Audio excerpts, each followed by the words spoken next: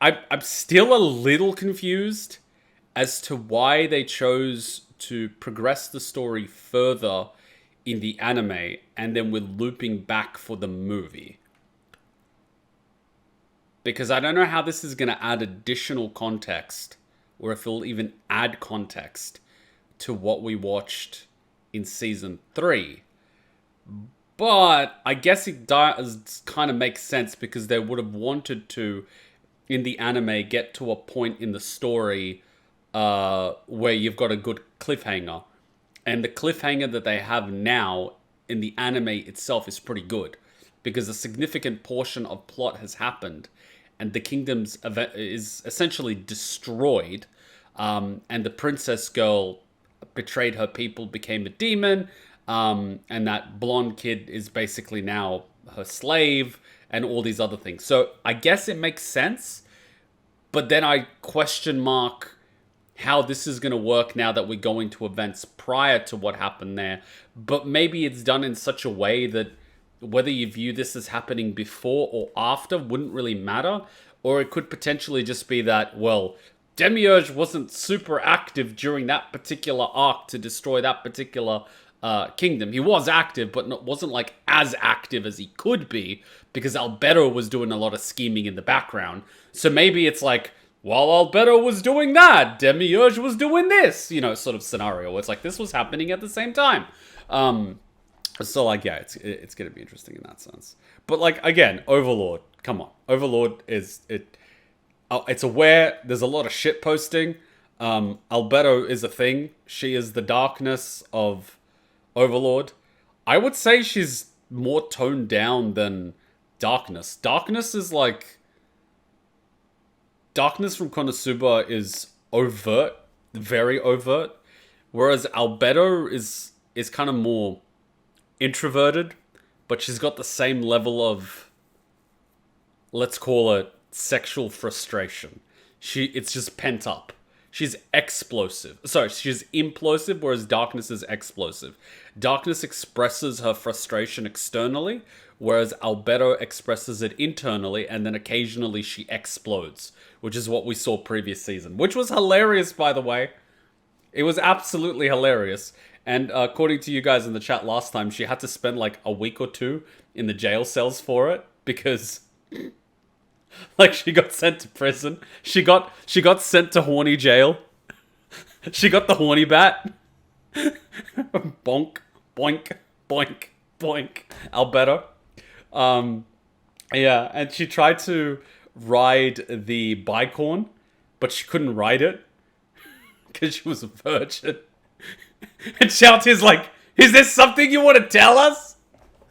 And I think, it was the boy kid, I forgot his name, but it was like, how can you be a succubus?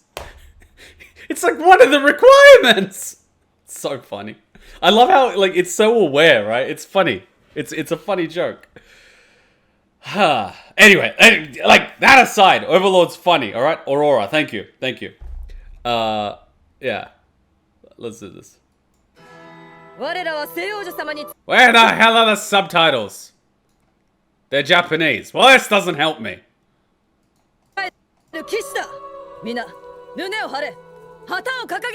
You're all gonna die anyway. That's just how this anime works. Ah, you're waving the white flag already.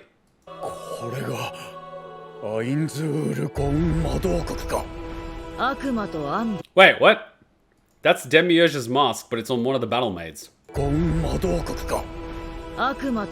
Yeah. Oh, all the maids get the mask. Oh, cool. Oh, it's the one that spent time in the village, and this is the one... Oh, okay.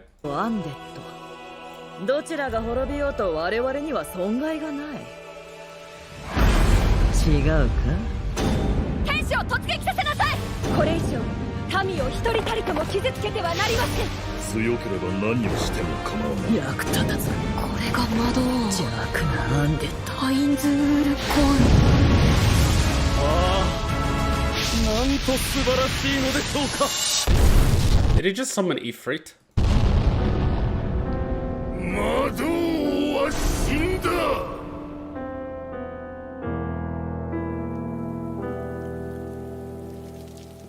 You're not getting a crazy amount from this unless you've actually read it, which I have not. So people that read it know who these people are. The rest of us do not. It's as simple as that. The princess singing was such a great scene, perfectly expressing how she sacrificed everything to make the man she's obsessed with her property. She has to be one of the most evil humans in anime. I'd say she's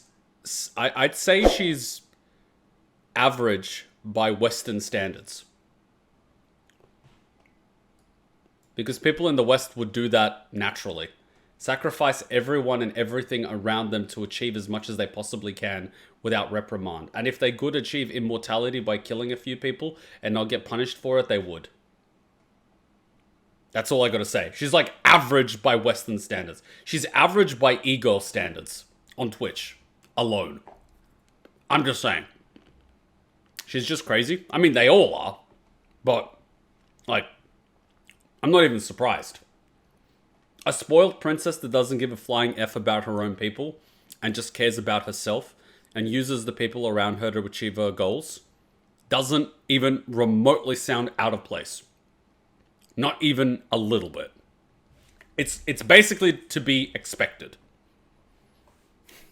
Hell is empty. The devils are all here. Well, we're getting a buffet of content this year. Like, this year is just a buffet of content. It's just, yeah. How is one person supposed to consume so much content? I do not know. I'm surprised they didn't give us another Spice and Wolf trailer, to be honest. Or maybe someone linked it, they just didn't link it in the reaction request. I'm going to check really quickly. Hey, did I hand you a shrinking potion by accident? I could have sworn that was the gender swapping one. Don't be hating. She's fun sized, that's all. She doesn't even have to get on her knees to blow. You want to add anything to that conversation? Nope, I'm good. In fact, I think your new size makes you an even more formidable and stealthy ninja.